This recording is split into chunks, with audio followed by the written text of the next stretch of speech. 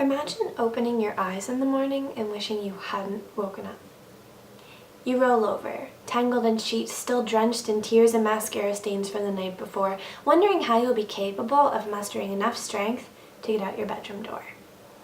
And no, I'm not talking about the instant dread of getting up for school on a Monday morning. I'm talking a consistent ache that makes your legs feel paralyzed, and the cracking of your weak bones causes a pain so heavy on your chest that you feel helpless and incapable of taking even a few simple steps. Because although you've already slept for 12 hours, you feel as though a task as simple as standing up in the shower will make you fall over in exhaustion.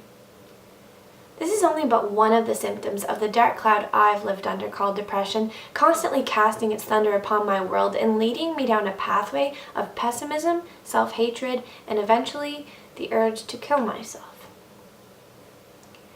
And this may come across as intense and strong, but I've held this inside me way too long that when I hear stigma about mental illness that is wrong, it simply tears away layers at my already healing heart.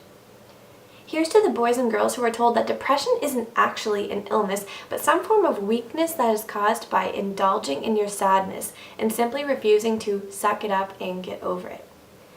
But let me tell you that feeling the need to drag a blade across your skin and watch the blood pour down your beautiful body takes more strength than any cloudless folk could ever comprehend.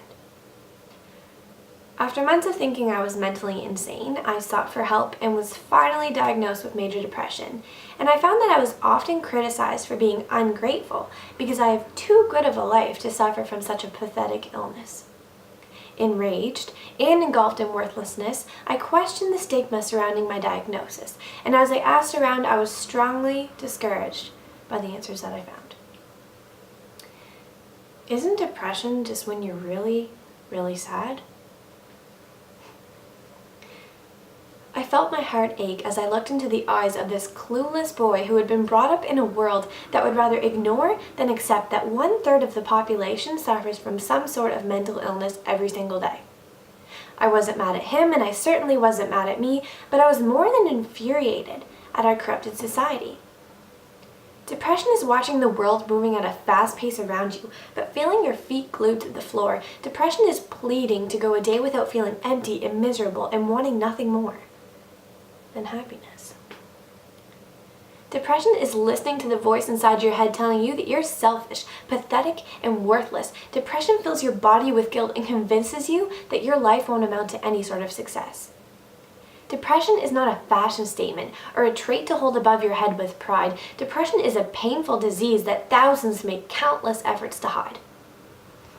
Depression is a chemical imbalance of serotonin in my brain, and I refuse to be looked at with pity and disdain. So if you can hear me out, and please refrain from seeing my illness as a shame and start to applaud me for the strength I've had while enduring this excruciating pain.